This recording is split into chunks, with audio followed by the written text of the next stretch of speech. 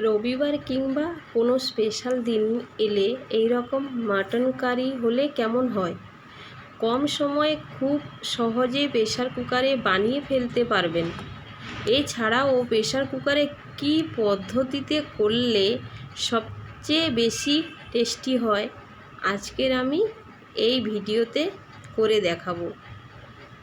By the way, আমি মহুয়া, আপনারা দেখছেন মহুয়ার চ্যানেল। আর আজকের আমার রেসিপি হলো প্রেশার কুকারে বানানো মাটন কারি।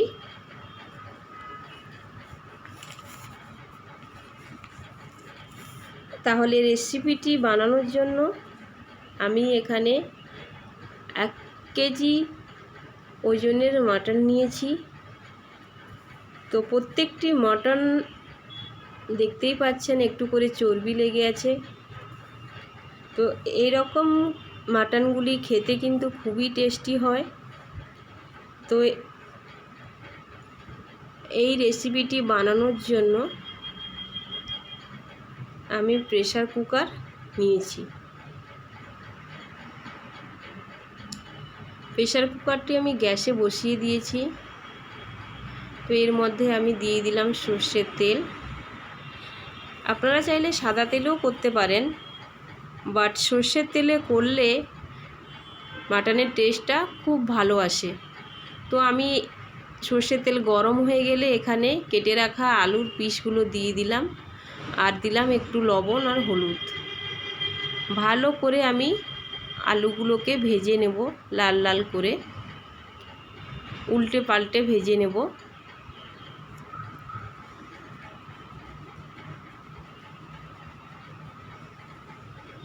তো দেখতেই পাচ্ছেন আলুগুলো আমার প্রায় ভাজা হয়েই গেছে। আমি আলুগুলো তুলে রেখে দেবো একটি পাত্রে। তো ওই প্রেশার কুকারে আমি দিয়ে দিলাম কিছুটা সর্ষের তেল। তেল গরম হয়ে গেলে আমি দিয়ে দেবো 1 চামচ গোটা জিরে, একটা সুন্দর গন্ধ আসা পর্যন্ত। তারপরে আমি দিয়ে দেবো কোচানো পেঁয়াজ। তো আপনারা চাইলে পেঁয়াজটিকে স্লাইস করে কেটেও দিতে পারেন, বাট কুচিয়ে দিলে কি হয়, তাড়াতাড়ি কুক হয়। 3টি মিডিয়াম সাইজের পেঁয়াজ নিয়েছি।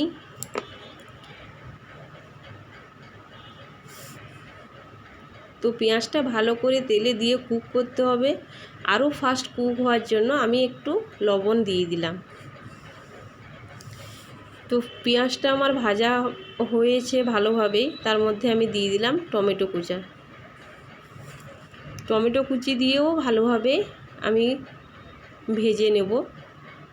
আর একদিকে একটা বাটি নিয়েছি, বাটিতে আমি কিছুটা জল দিলাম, আর তাতে দিয়ে দিলাম 1.5 চামচ হলুদের গুঁড়ো, আর দিয়ে দিলাম 2 চামচ রেড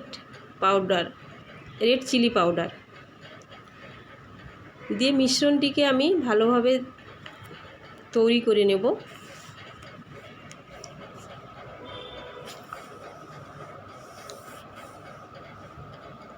তো আমার মিশ্রণটি রেডি হয়ে গেছে।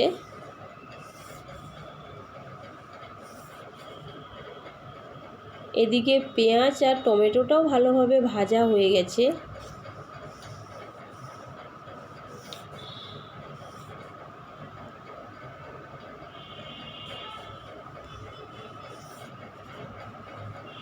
তো আমি ওর মধ্যে দিয়ে দিলাম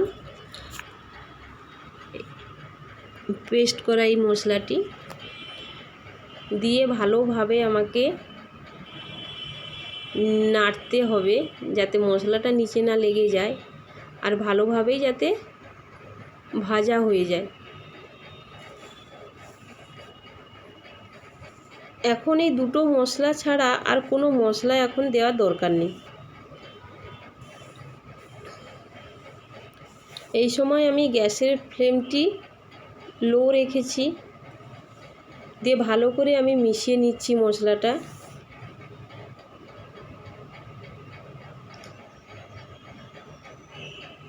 যতক্ষণ না মশলা থেকে তেল ছাড়ে ততক্ষণ আমাকে মশলাটাকে ভালো করে কষিয়ে নিতে হবে।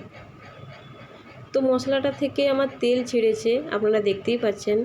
তো এখন আমি ওই ভেজে রাখা আলুর টুকরোগুলো দিয়ে দেবো।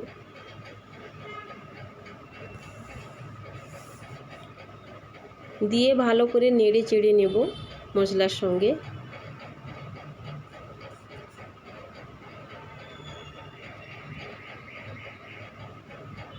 এখানে আমি 1 কেজি ওজনের মাটন নিয়েছি, আর মাটনের পিসগুলো আমি মিডিয়াম সাইজে রেখেছি, খুব বড়ও নয় আবার খুব ছোটও নয়। তো এরকম মাটন খেতে খুবই টেস্টি হয়। মাটনগুলো ম্যারিনেট করার কোনো দরকারই নেই, আমি ডিরেক্ট প্রেসার কুকারের মধ্যে দিয়ে দিলাম।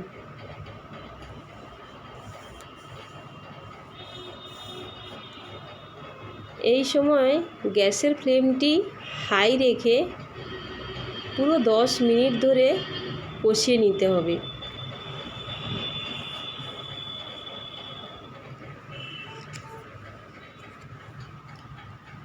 ভালো করে কষতে হবে।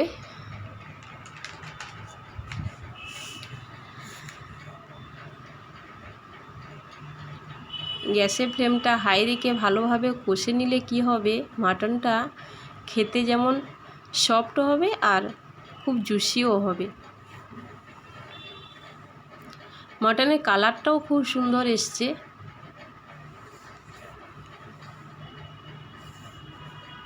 তো দেখে নেন বন্ধুরা, কালারটা কত সুন্দর এসছে মটনের।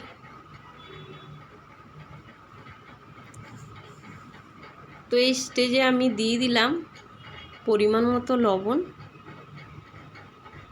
লবণ দিয়ে ভালো করে আমি মিশিয়ে নেব মশলাগুলোর সঙ্গে।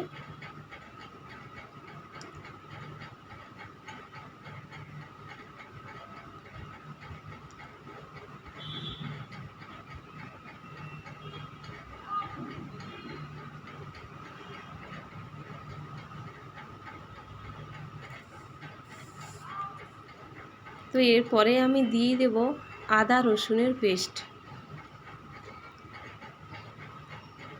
আমি আগে আদা রসুনের পেস্ট দেইনি, এখনই দিলাম, কারণ আগে যদি আমি আদা রসুনের পেস্ট দিতাম তো আমার মাটনের কালারটা এত সুন্দর আসতো না।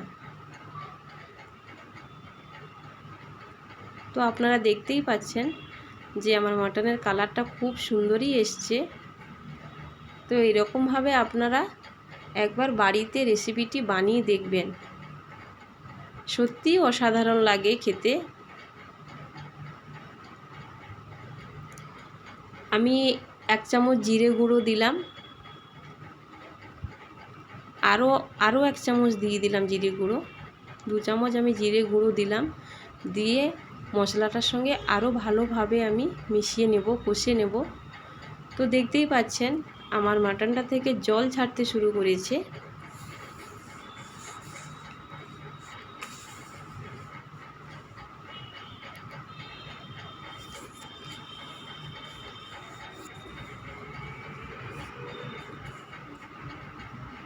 তো এর মধ্যে আমি দিয়ে দিলাম কয়েকটা কাঁচা লঙ্কা।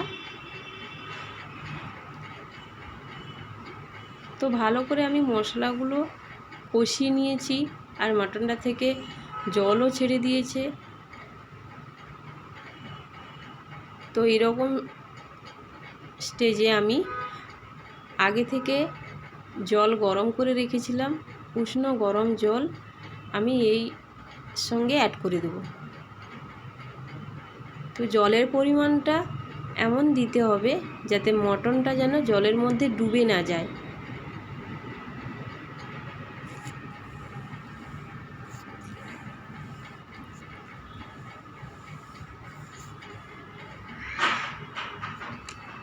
ঠিক যতটা মটনের লেয়ারটা আছে ঠিক ততটাই জল দিতে হবে।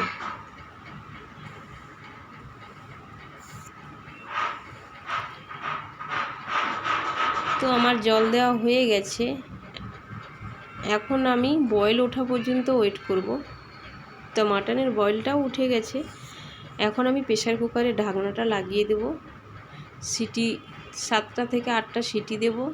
সিটি দেওয়া হয়ে গেছে, এখন আমি যতক্ষণ না স্টিমটা বেরোবে ততক্ষণ আমি ওয়েট করব। তো আমার হয়ে গেছে মাটনটা। গ্যাসটা তো আমি বন্ধ করে দিয়েছিলাম। তো এখন আমি এর মধ্যে দিয়ে দেবো গরম মশলার গুঁড়ো। তারপরে আমি আবার গ্যাসের ফ্লেমটা গ্যাসটা আবার জ্বালিয়ে দেব। গরম মশলাটা দিয়ে আমি 2 থেকে 3 মিনিট কুক করে নেব। বেশি সেদ্ধ করার দরকার নেই, কারণ মাটনটা খুব সুন্দরভাবে সেদ্ধ হয়ে গেছে আর আমার রেসিপিটাও পুরো রেডি হয়ে গেছে। তো আমার রেসিপিটা আপনাদের কেমন লাগলো অবশ্যই আমাকে কমেন্ট করে জানাবেন।